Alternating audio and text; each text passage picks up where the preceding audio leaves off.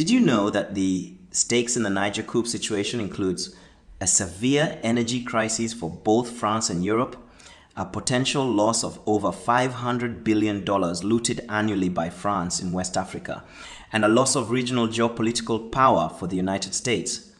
Did you know that if done correctly, this coup could lead West African countries to become prosperous, dignified, developed, and stable in a blink of an eye? This is not just a coup. France without Africa is like a nice car without gasoline. Africa without France is like George Floyd without a police boot on his neck. Things are not what they seem. In Africa, we have more than 115 military coups. Yet, more than 90% of them are in French-speaking countries. Francophone countries are often the poorest in Africa. To understand what's going on, we need to peel back the layers of France's neo-colonial practices in Africa, which have been seen as detrimental and complex. France gave its colonies independence on paper and flag only, but not in practice. So buckle up and let's unravel this intricate web. France's colonial agreements with its 14 former African colonies, including nations in West and Central Africa, are rooted in economics, politics, culture, and military influence. And this relationship can be divided into the following specific forms. 1. Financial control. France forced its former colonies to deposit 65% of their foreign currency reserves into the French treasury, granting them access to only 15% of their own money. France keeps nearly $500 billion annually of their money, with total benefits estimated at over $1 trillion per year from follow-on returns. 2. Preference to French interests. France has the first right to buy any natural resources found in its ex-colonies, and these African countries cannot seek other partners freely, with preference given to French interests and companies in public procurement. Many additional unannounced resources are discovered yet untapped, held as in-ground reserve by France. France also maintains a monopoly on shipping, exports, and imports, ensuring domination and control over these economies. 3. Citizenship and taxation disparity.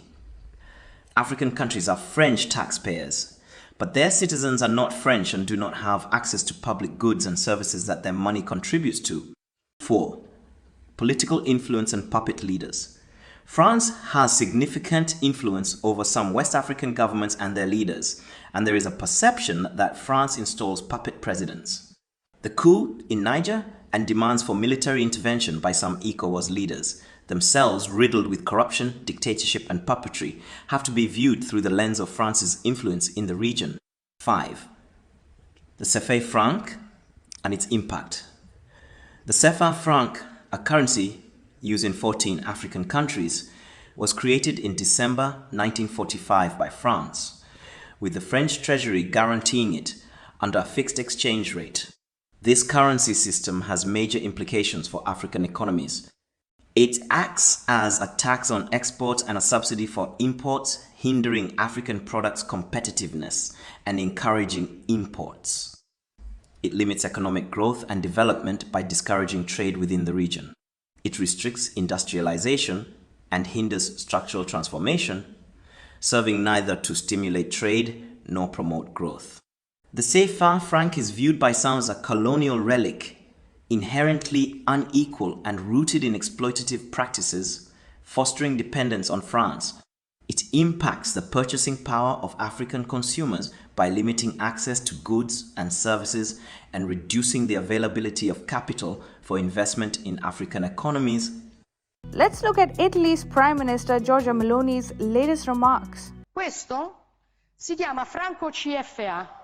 È la moneta coloniale che la Francia stampa per 14 nazioni africane, alle quali applica il signoraggio e in forza delle quali sfrutta le risorse di questa nazione.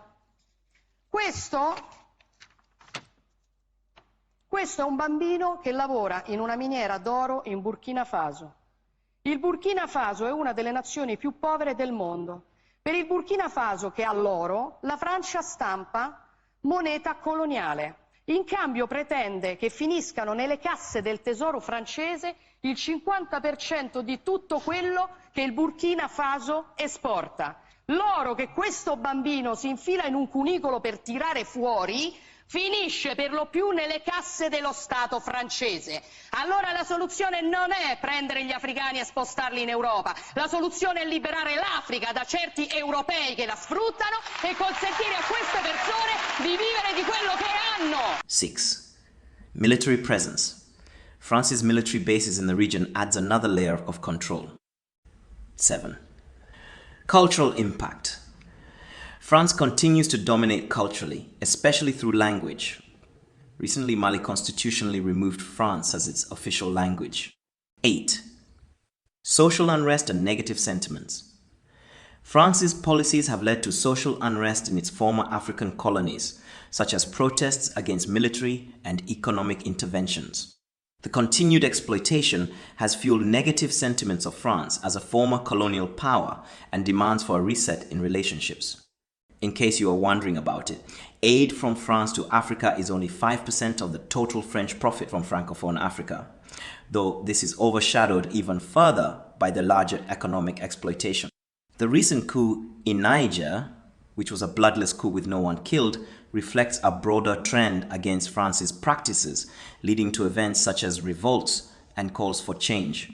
There's a growing demand for mutual respect, equality, and sovereignty. The people of Niger simply want the neo-colonial looting to end. The stakes in this situation are high and multifaceted as follows. 1. Energy crisis for France. Niger's uranium exports are critical to France's nuclear energy supply. If these exports were halted, perhaps a third of French households could face power outages. 2. Energy crisis for Europe.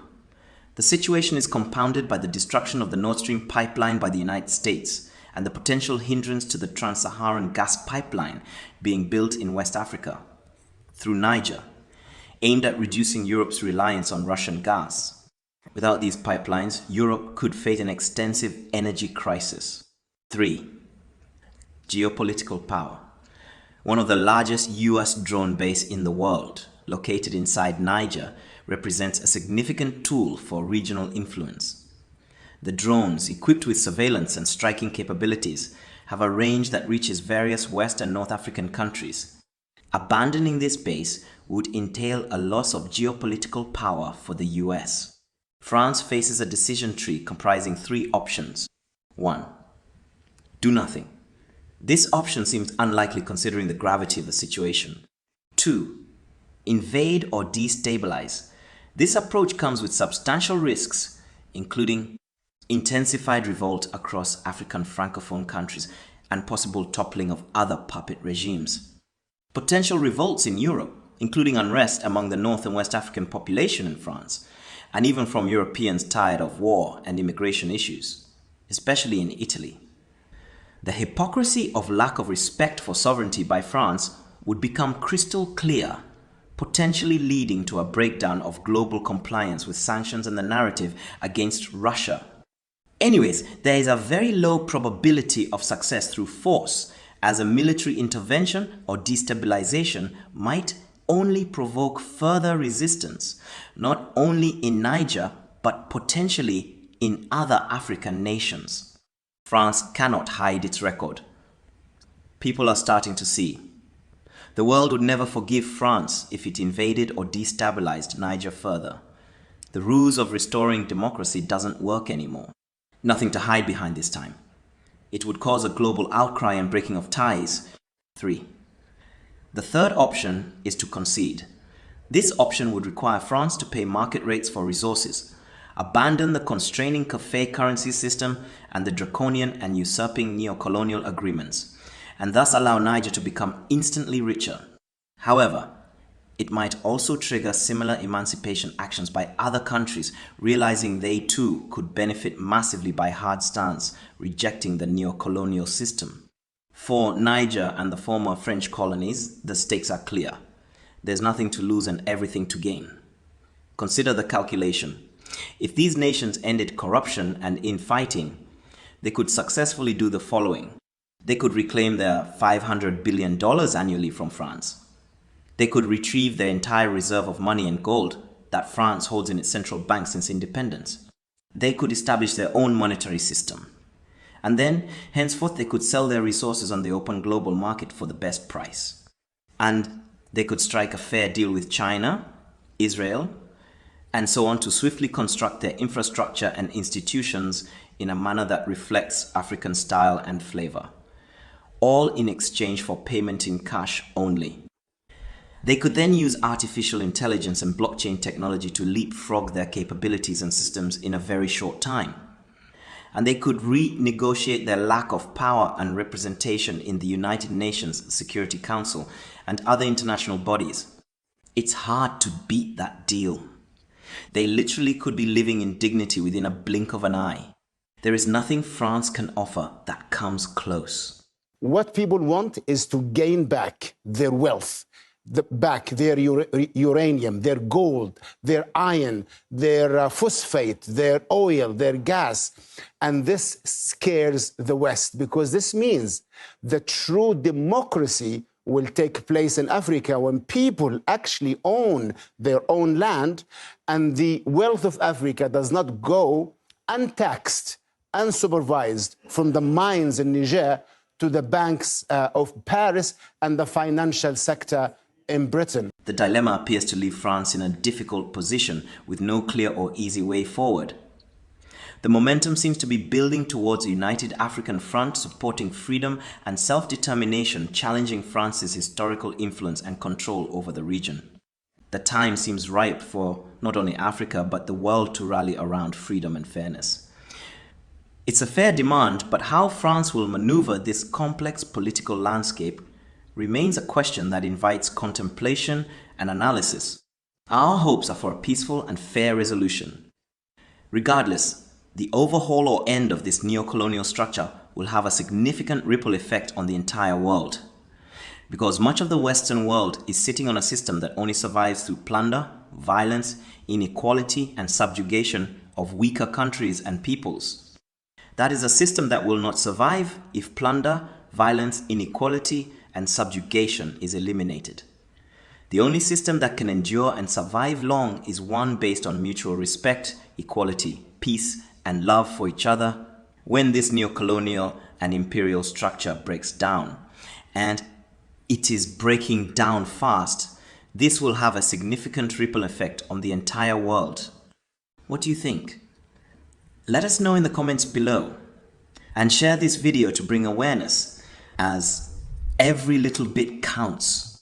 As you do that, listen to some of what the new generation of young and brave freedom fighters in these West African countries have to say. Listen and share, help them get the word out. My name is David Cameron Gikandi, and I thank you. The same people who have the audacity to tell us that we are poor countries, they are taking trillions out of Africa every year.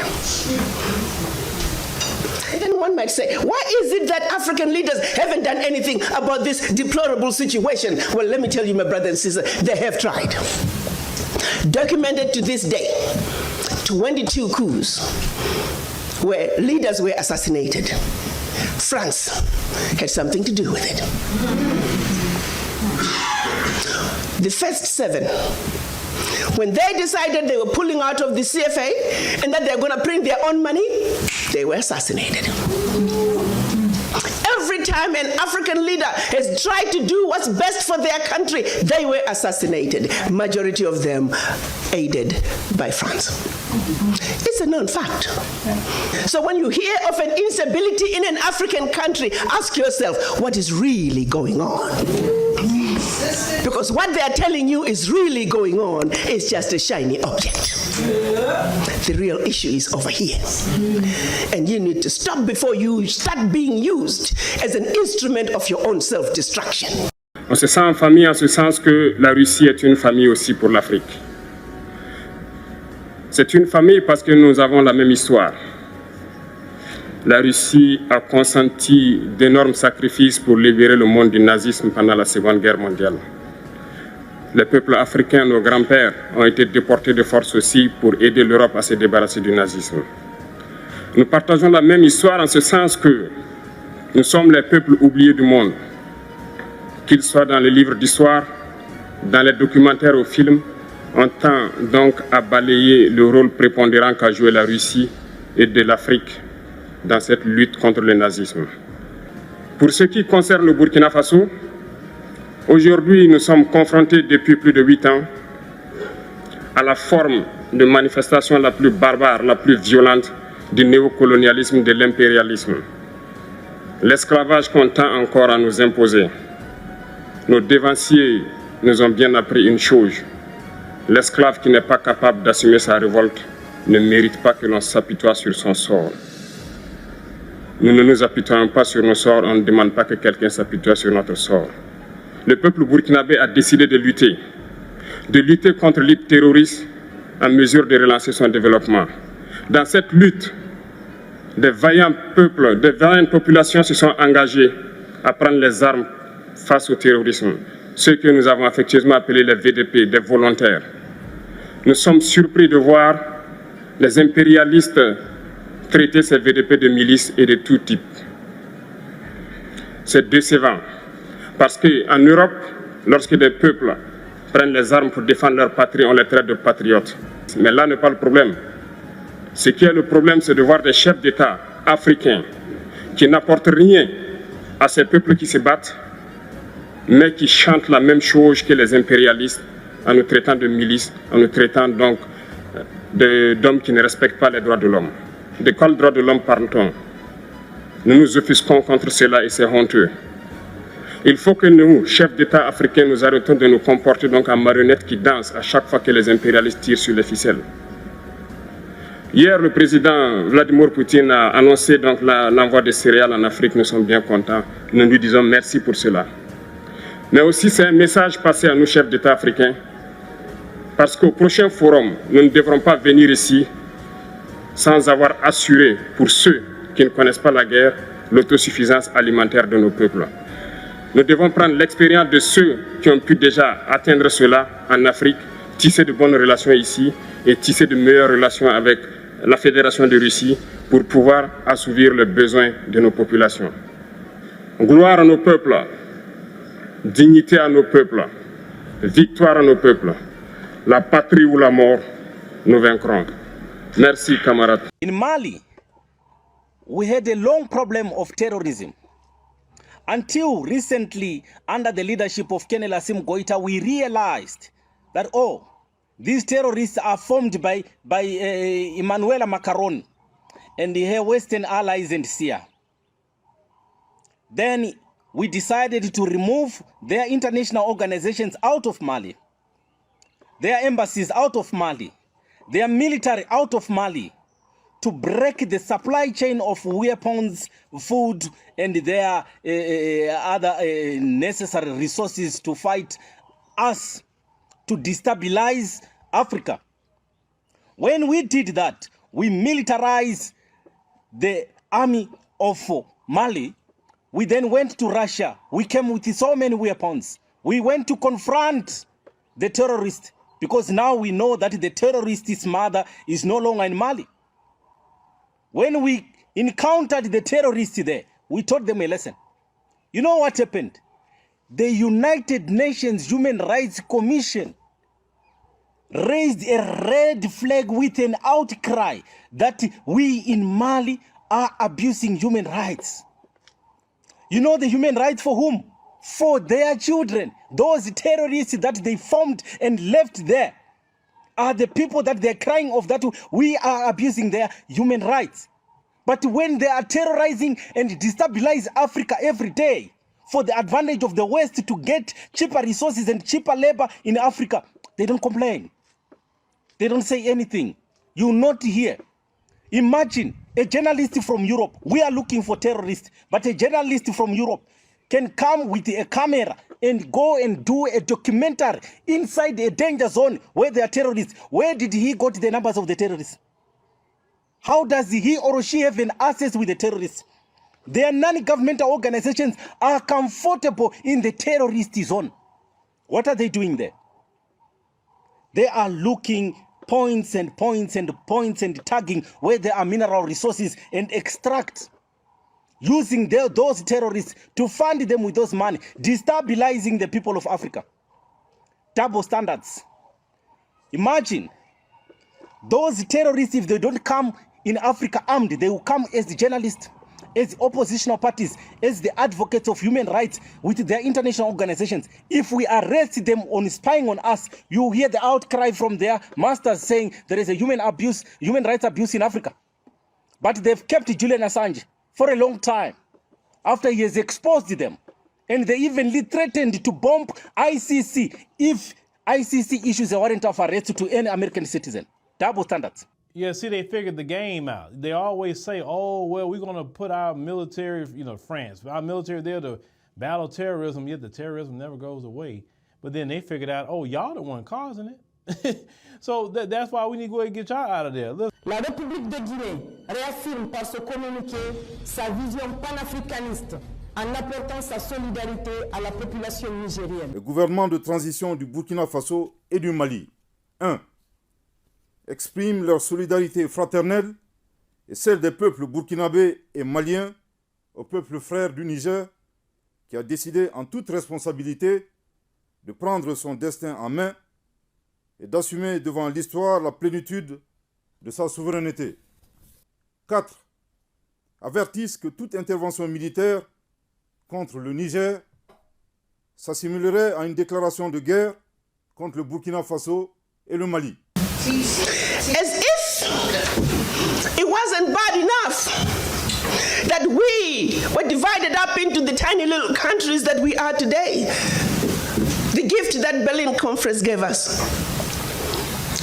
One other thing that France did between 1958 and 1961 in the name of giving us our independence as African countries. France forced the Francophone, and I hate that terminology. There is no such thing as Francophone, Anglophone. They made it up. But for the purposes of communication, I will use that. 14 of those countries, they said, in order for you to get your independence from us, you must sign this document. You thought they could have found a better name for the document. The document was called the Pact for the Continuation. I repeat, the Pact for the Continuation of Colonization.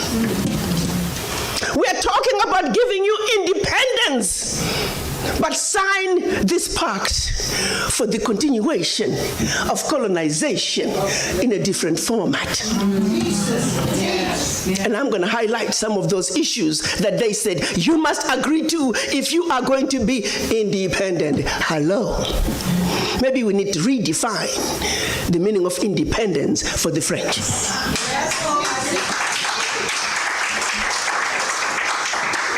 First, France said, you see, you monkeys, you don't know how to manage your money.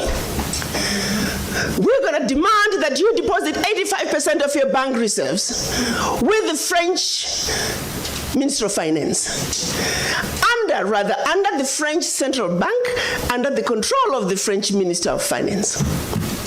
France is then going to take your 85% bank deposits from each and every one of you. Deposit those funds in the French stock market under the French name. And you may or may not know the returns. Today, as we speak, the latest figures are saying for every 14 billion that France invests in the stock market from Africa, they are realizing upwards of 300 billion in return. Every year, year in, year out, because of these deposits from the African countries, France is taking out of Africa over $500 billion. Now figure it out. For every 14 billion, the returns on the investment are over 300 billion, and they are taking over 500 billion. So in actuality, France is taking out of Africa trillions of dollars year in and year out from us poor people, Africans. Back to the pact. So should you want to access some of your money that you have deposited with France, you have to submit your country's financial returns. And if approved, you get to get it as a loan. You can only access up to 20% of your money year in, year out as a loan at commercial interest rates. Your own money. As if that was not enough. They said all your minerals discovered, yet to be discovered, all your oil discovered, yet to be discovered. France and French companies have the first right of refusal. If there's anything left over that the French companies do not want, your people might have. To this day. They said you will only use the currency that we created for you because you're special Africans. We call it the CFA. There was the Central African CFA and the Western African CFA, same animal. And that France is the only one that can print it for you. 1958. Fast forward. They're still printing it for us. And if you start misbehaving, they just stop printing your money. And your country's in trouble. They also said your language of instruction shall be French, whether you like it or not. That France will have military presence in your country, that your military can only be trained by France, that you can only buy military equipment from France, that you cannot have any military alliance with your neighbor, and that in the event of war, your allegiance is only to France. And furthermore, because they have military presence in your country, they can invade you without notice should they feel that the interests of France in your country are being violated.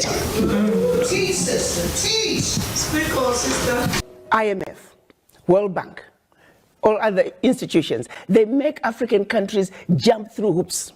Loans will never be able to pay. The US, when they borrow money, they're getting it in 1.5, 1.9 interest rate. Africans, when they get the same amount of money, they're paying 9, 10%.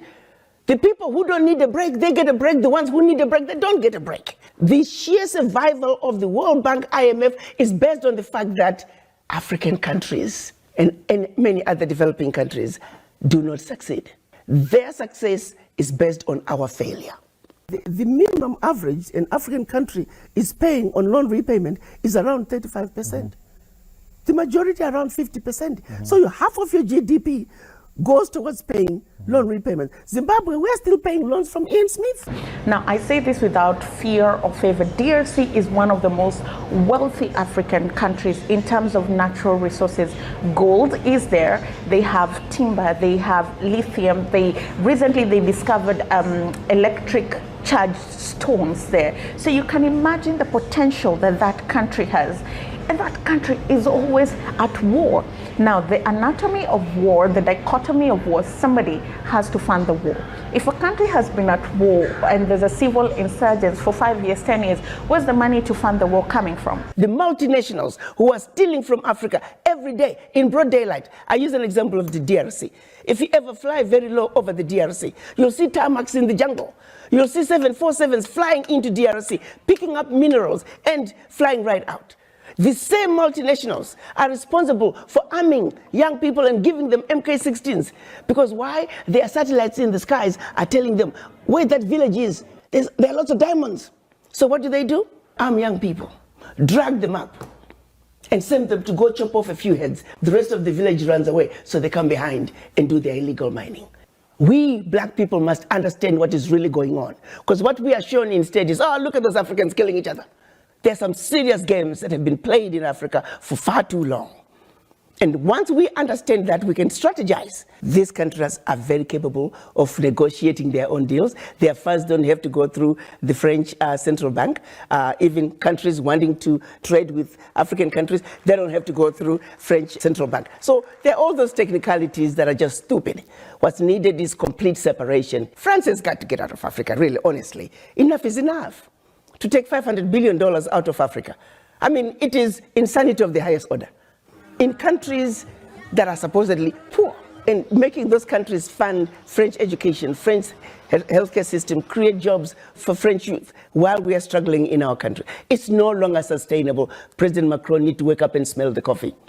And the African youth are the ones he's going to have to deal with. The African youth are not taking it anymore. They want what belongs to them. financial institutions, them too. If I had my way, all the African heads of states should stop paying back any loans that were given by IMF and World Bank. Those loans have been paid gazillion times over. We don't get an African Union chair who realizes that you're under the table and they're making you fight with your brothers and sisters as to who got the larger chunk of the crumbs under the table. That way, you never have to talk about what's on the table. That is a blind chair. We need somebody who gets it. I do know that there's a need for major disruption at the African Union level. And the foreign reserve of those countries kept in French central bank. So it wasn't a matter of choice? No. And then annually they are paying to French coffers so-called colonial price for France to come and colonize Africa, to loot their resources, to destroy their lands, and now those countries are paying back annually to France for destroying their lands. And this is a point of no discussion. Any African president from those countries dare to think about to reschedule or whatsoever, definitely that will be the end of that president. Deliberately, France has deprived those nations from their fundamental rights. People who are disconnected from their rights. Education was sub-zero. In Niger, the first university was in the 80s. Till 2000, they had only one university. In Mali, the first university was in the 90s. So tertiary institution had to be in France? They do not exist. See about their infrastructure, sub-zero. The institution, nothing. So at that stage, what do you expect? The nations are cut off from their own authority. Only few elites who had been trained and to serve France are there, rotating among themselves. And all are identical cases. There is only one race, the human race. And that, to me, is what the younger people ought to be talking about going forward. Because if they take that path, then we can meaningfully expect that the wars we have, which are affecting the entire world, will then be a thing of the past. No matter who we support, my own view is that war has no eyes. The net effect is that those who are not responsible for the war end up suffering. And I hope that this war, once it's settled, will send a clear message also to the Western world that their hegemonic approach to world affairs must come to an end, and that the era of unilateralism and manipulation of multilateral institutions must stop, and the approach to world affairs must be collegiate through the UN. If they don't do that, then the Western world will find itself in a very difficult position, and the only thing that will protect them from the rest of the world is that they have nuclear weapons which they can unleash upon the rest of the world. So this is a cry by the world that we want change, that freedom must mean that we are capable of trading at levels which are equal, that we can run our affairs without being dictated to. As I speak to you now, if you are in Nouakchott in Mauritania and you want to send money to somebody in Abidjan in La Côte d'Ivoire, the correspondent bank will be in the United States of America or in Paris. How can that be allowed to happen? And then we talk about the sovereignty of the nation. I hear that cry, and I too am a warrior in that struggle. It will force the international community through the agency of the United Nations Organization to renegotiate the character and composition of critical institutions of the UN going forward. Also, as it is now, the UN is a body that functions at the behest of the Western world, and others are mere participants playing what sometimes in English may be called the gooseberry, as an unwanted third parties in the entire arrangement. That is why you see international institutions such as the ICC, institutions that sometimes are deployed to deal with those whom America or the British or Europe do not like to operate in a particular way. So I look forward to the quick end of this war, that we start a healing period which is defined by rapprochement. As we speak today, I'm going to take you back centuries. Long before the children of Africa were taken out of Africa as slaves. There was some serious resistance when the occupiers from the West came to Africa, contrary to what some might think. They didn't just give up their children, but the fighting began long before slavery. And the resistance was those who led them, the majority of them, their heads, as we speak today, are sitting in jars in Europe. Are you aware of that? Our leaders, our ancestors who fought the wars of resistance, their heads, their remains are sitting in jars throughout Europe. And the same people have the audacity to come to Africa and talk to us about human rights. But what's even more disturbing is that we entertain them and we don't remind them of these skeletons in their closet.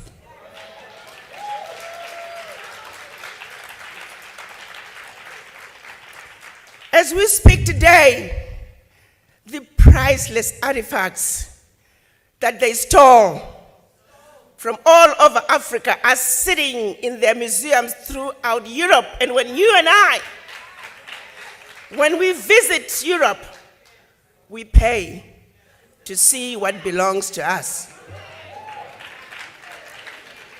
Evidence of theft, evidence of murder on display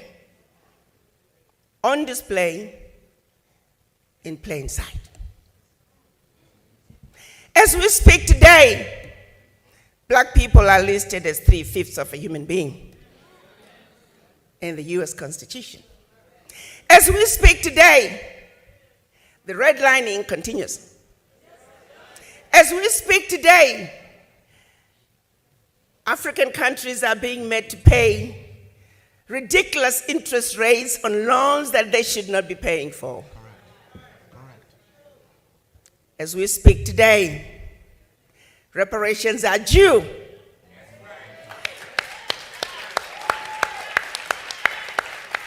Everybody else has been given reparations, expect us. The question then becomes, what is wrong with this picture? Why aren't you and I standing up and demanding that what is right must be done?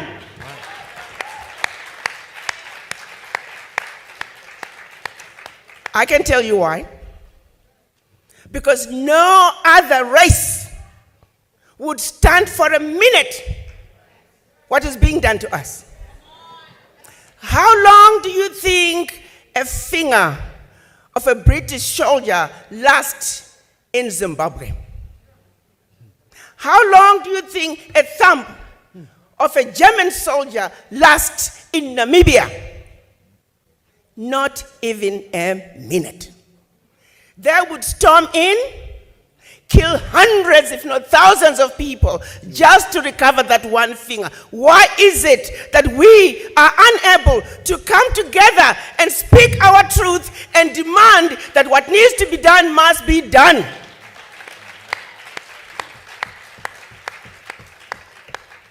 It's because they defeated us where it matters the most, which is the mind.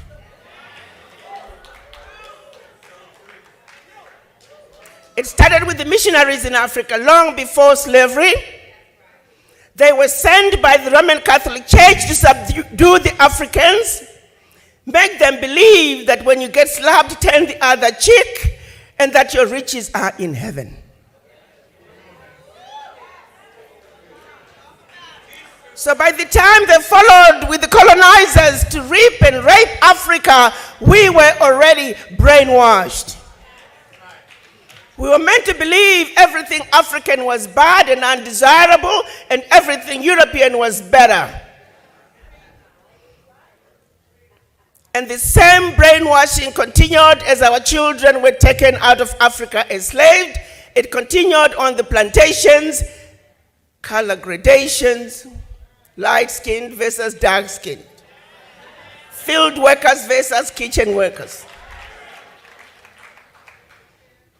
To this day, we suffer from the legacy of slavery and the legacy of colonization. For how long are we going to continue to suffer from this affliction? For it is singularly the reason why we are not able to come together just like other races and nationalities have done. Their voices are loud and clear. But when you ask for the voices of us black people, you might as well go to the graveyard, because we are missing in action. We were taught, we were brainwashed into not even loving ourselves as individuals, let alone each other. We were taught not to trust one another.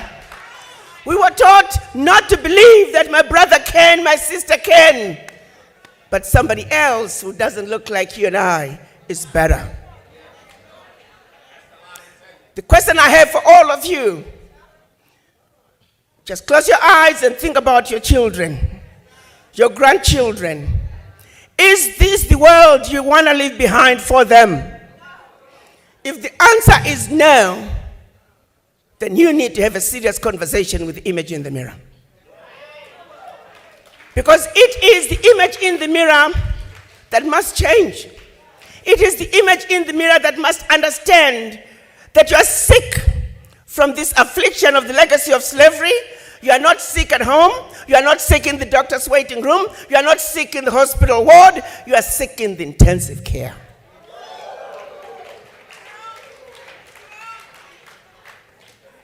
How long are we going to continue to support other people's agendas? Those who stood up to fight during the civil rights movement, during the Pan-African days in Africa, civil rights in the United States, they were all silenced.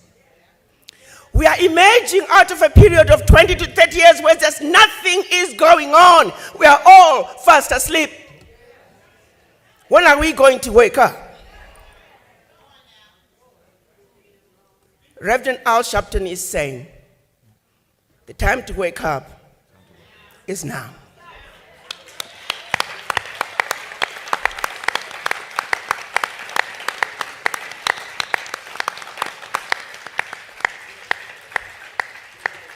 Reparations now. We know all the companies that benefited from slavery. We have their name. We have the list. They must pay. As we speak, many have pledged their contributions. Guess what's going to happen, my brothers and sisters? Because we are not organized, we will never realize those funds. And they will hide behind, oh, they are disorganized. They don't know what they are doing. We need to register a global Pan-African fund that can make sure that we have development in black communities where it belongs. Those funds must be organized. Those funds must be paid for. Reparations for black people now. No more shall we continue to be abused. No more shall they continue to exploit our Africa. What is in Africa is our birthright, and we are going home to take it. No more shall we be told Africa is a diseased and dying continent because they are going to Africa in droves and telling you to not go there. So this moment is calling for unity of purpose And before I leave this platform, I'm going to ask all of you to take a moment. If you love your children, if you love your grandchildren and their future, to have a serious conversation with Image in the Mirror. In a truly fair, free, and peaceful world, democracy takes many forms of expression, not only one. I believe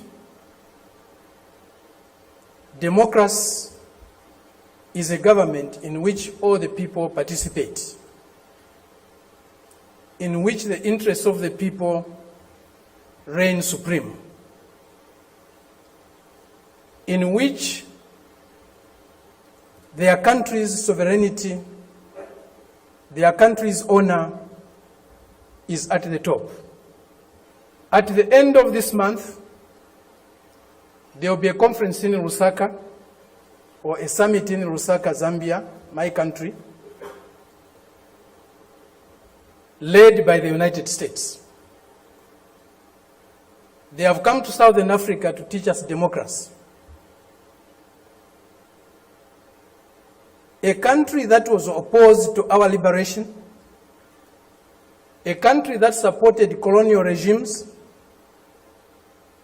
the apartheid regime in South Africa, the white racist minority regime in Zimbabwe, now Rhodesia, now Zimbabwe, the Portuguese colonial governments in Mozambique, in Angola, in Guinea-Bissau, and Cape Verde, today is coming to Africa to teach us about democracy. A country that has toppled so many governments in Africa, that has led so many coups in Africa and other parts of the world, a country that has killed so many of our leaders in Africa and other parts of the world, the killers of Patrice Lumumba, those who toppled Kwame Nkrumah, those who killed Nasser, those who killed Muammar Gaddafi, today are coming to teach us about democracy. A country that has been built on brutal force, on enslavement of other human beings, on the humiliation of Africans, the exploitation of Africans, the plunder of Africa, today is coming to teach us about democracy.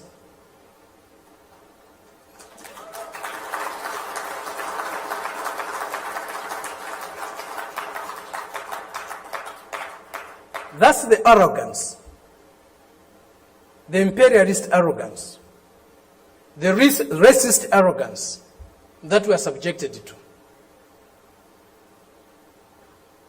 We cannot have democracy where there is hegemony of the strongest, mightiest imperialist power. We cannot have democracy where a country's resources, a country's decisions are dictated to by another country. A country that is dominated by another country cannot be democratic. A country that lacks sovereignty cannot be democratic. A people that cannot decide for themselves cannot be democratic. A colony, a neo-colony cannot be democratic. If you have no respect for the dignity of others, if you have no respect for the sovereignty of other countries, you cannot claim to be a champion of democracy. But the world is changing. The changes we are witnessing today, as President Xi said in Moscow recently, or the other day, they have never been seen in 100 years.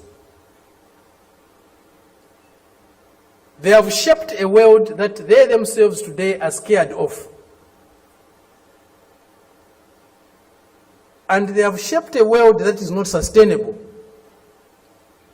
Democracy, human development is not sustainable on the basis of plunder, on the basis of enslavement, on the basis of humiliating other people every day.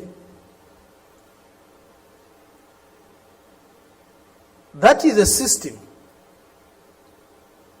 we are seeing today, a system that will not survive if plunder is eliminated, if subjugation of other peoples, other nations is eliminated, if inequality in the world is eliminated.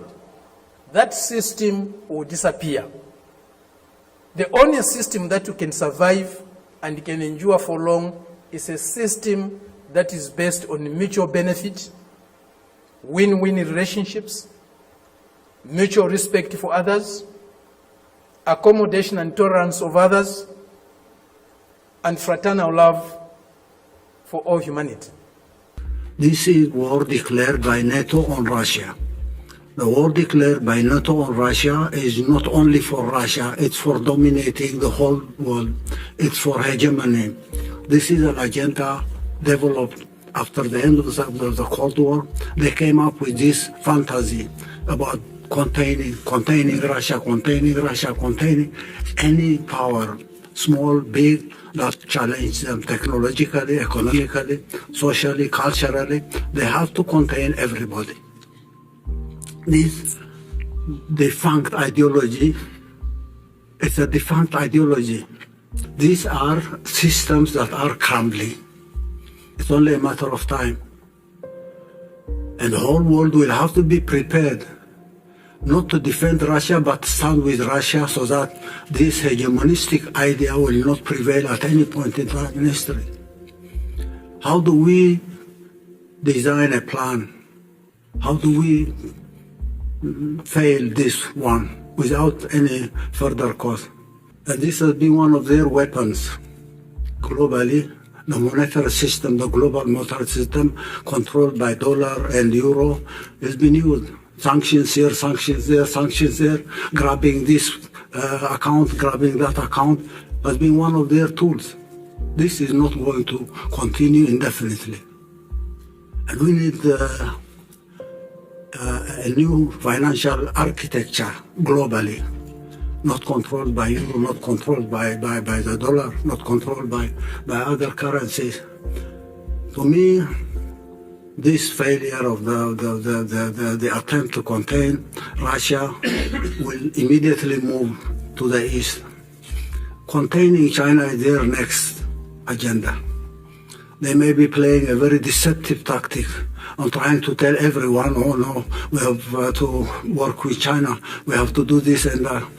Their miscalculation about China has proved to be wrong. How are they going to deal with Russia and then next move to China? How can they deal with everybody? How do they contain us? Imagine this tiny Eritrea is being contained by them. We're being punished with their sanctions every time. We have to be punished because we're not bowing. We are not bowing to their conditionalities. We are a very small threat. We are not even a threat to them. But they have to contain us. Sanctions, sanctions, sanctions, sanctions, conflict here, conflict there. Now, I think we need to strategize. The sooner the better. The easier way we can control this hegemonistic strategy and frustrate that strategy, we give peace. Development will come. Nobody is going to bother us. Nobody is going to bully everybody.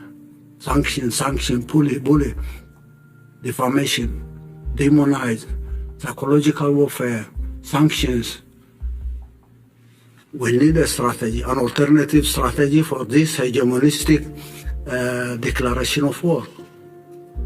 And every event, bilateral, multilateral, will have to adopt this strategy, and we have to take this into a historical context. This is a continuation of the classical slavery. After slavery came colonialism.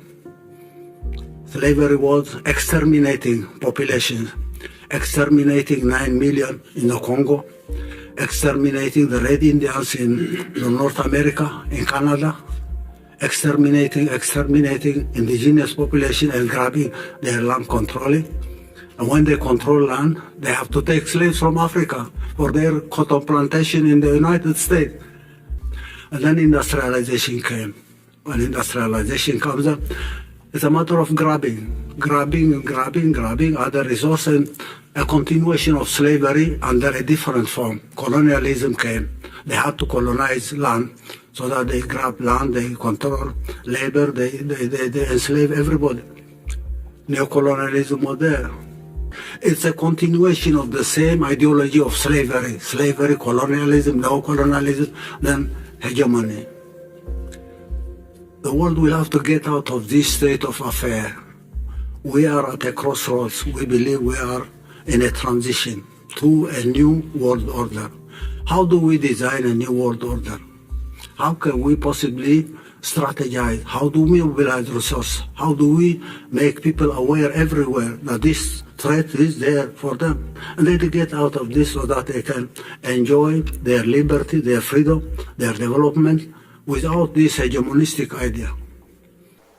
There are many things that need to be done to get the world that we want.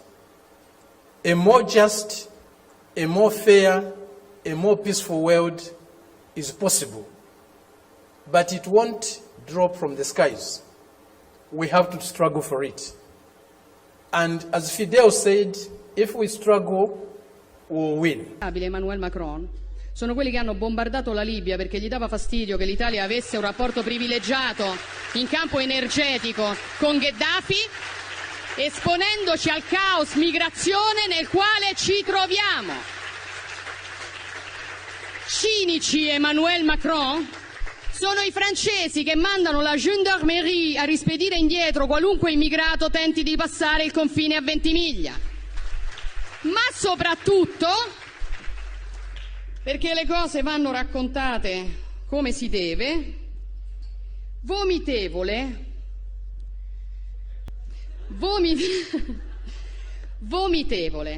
è chi, come la Francia, continua a sfruttare l'Africa stampando moneta per 14 nazioni africane sulle quali applica il signoraggio, facendo lavorare bambini nelle miniere, estraendo materie prime come accade in Niger, dove la Francia estrae il 30% dell'uranio che gli serve a far camminare le centrali nucleari e il 90% dei nigerini vive senza elettricità.